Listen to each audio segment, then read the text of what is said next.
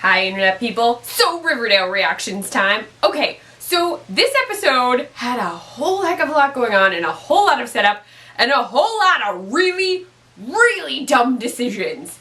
Before I get into plot points, would like to point out that there have been 2 episodes so far, two episodes, and Josie and the Pussycats have appeared in both. This is actually making me very excited for the rest of the season, because one of my critiques from season 1 was that Josie was used in all of the promotional material and then very rarely had any screen time at all.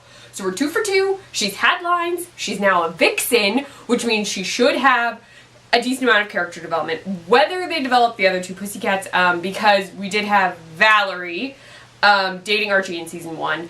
I don't know if they'll do anything more with the Pussycats who are not Josie, but I'm at least thankful that they're doing something with Josie's character, because now I can understand why you would use her in promotional material. So thank you, writers of Riverdale. I appreciate it, especially because I ranted about this a lot last season. It also looks like the next episode will have more Kevin in it, and I'm hoping that will lead to more character development for Kevin, because I also ranted about Kevin's character getting 0 development all of last season. So hopefully, fingers crossed, Kevin will also get more development. Okay, into this actual episode. So, lots and lots of stuff. Archie is still not sleeping, which is awful, and leading him, I think, to insanity. So, Jughead actually makes this reference to the 3rd Nightmare on Elm Street movie, Dream Warriors, and Archie is losing his mind. He's like seeing the hood. We learn that the bad guy, he goes by the hood. It's apparently happening next episode. It's not really a spoiler, it's in the trailer. But the man in the hood, he keeps seeing him outside the window. He's like not sleeping at all. He's drinking a ton of energy drinks. His dad notices something is wrong. Again, these are not real recaps. I'm just going to talk about stuff. Pop's Diner is going to be closed, and so Betty is like fixated on saving Pops because it connects her to like everyone in Riverdale, including Jughead, because Jughead is dealing with the craziness that is his father's arrest and all of that, because there's the trial and the sentencing and they have to figure out what's going on, and his dad could get 20 years, up to 40 if they go to trial, 20 if he takes a deal, apparently. It's like all of that is happening. Cheryl winds up back and could help Jughead and Betty, which is really interesting because she doesn't want to help anybody. Also, Veronica is dealing with her own family drama because her dad, she still doesn't want to talk to him. Okay, there's a lot. If I tried to recap this would make absolutely no sense. But what I'm going to do is I'm just going to pick character stuff and go.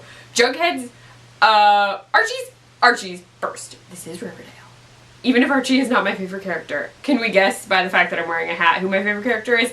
Anyway, Archie has this whole, like, he doesn't want to sleep. He finds out Miss Grundy has been killed. He's additionally not wanting to sleep. He winds up saying he wants drugs from Reggie, because now Reggie is a drug dealer, which completely threw me for a loop, because in season 1 I would not have anticipated Reggie's character being a drug dealer. Like, that didn't seem like a thing his character would do in season 1. I don't know. I understand they got a new actor. Maybe they decided they would rewrite the character slightly. I don't know. But now Reggie sells drugs. We meet Midge, who is Moose's girlfriend. I think we've met her before. But Midge shows up. At least I think we've met her before. If we haven't, I'm really sorry if I'm confusing people. I thought they introduced Midge, though. She wants Jingle Jangle. Whatever the crap Jingle Jangle is. It sounds awful. But she's buying it, and then Archie winds up getting some from Reggie, who tries to prank him, which is stupid.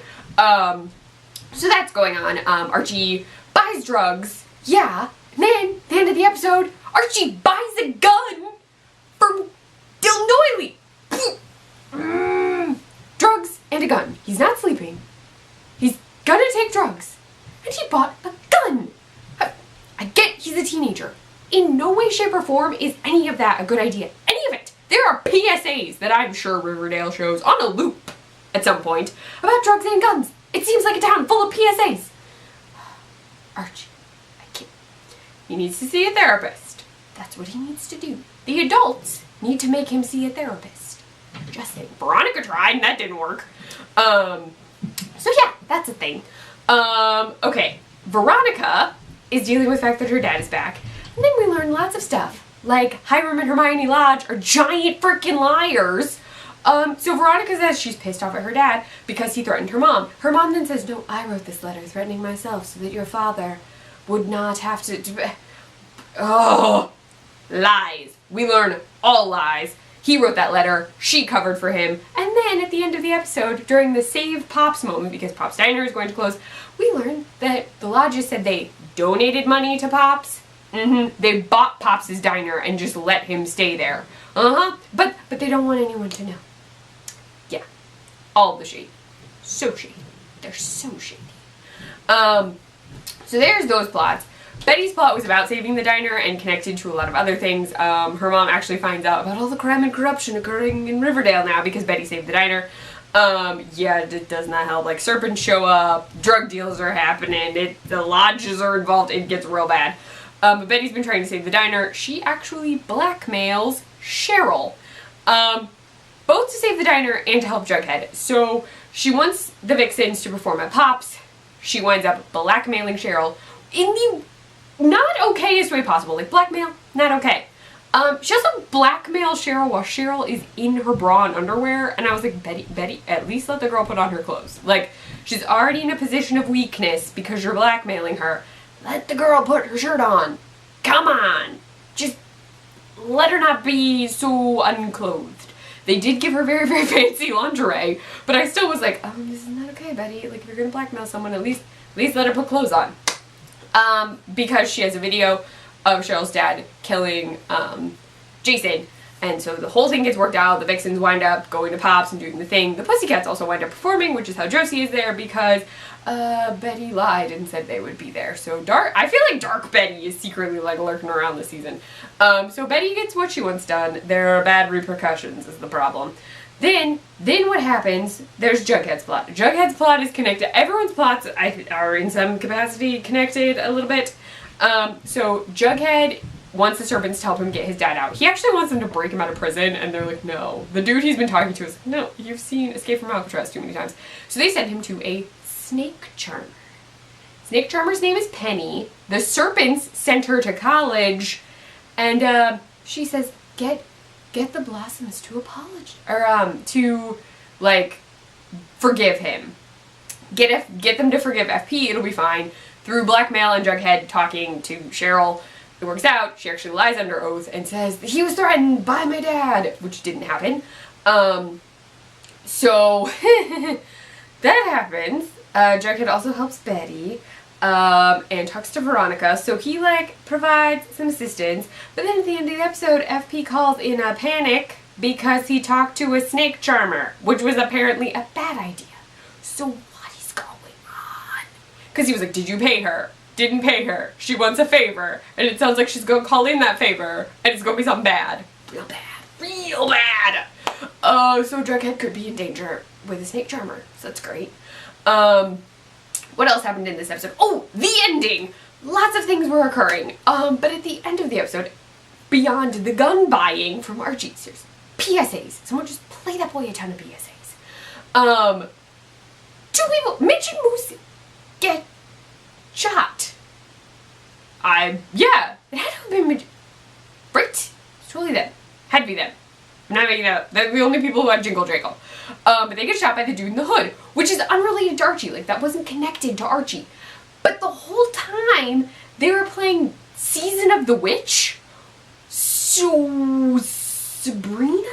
Like, I don't think she's a killer. Did Sabrina see the guy? Is Sabrina coming? Like, that seems like a big hint that Sabrina is coming. Like, it's weird if she's not now. I think that someone did tell me that she's going to be written in, from what I heard. They're, like, planning to have Sabrina, but I don't know when. I'm just very curious now. But yeah, that song's been stuck in my head. It's actually on the Now That's What I Call Halloween CD, so I actually listened to it this week, because I'm a little Halloween obsessed. But yeah, I don't know. The ending was not, okay, I don't know what that ending was. It's crazy. Maybe it wasn't them. Maybe it was, yeah, it had to have been them. Now I'm just questioning whether I was paying enough attention to that scene. But 2 people are dead.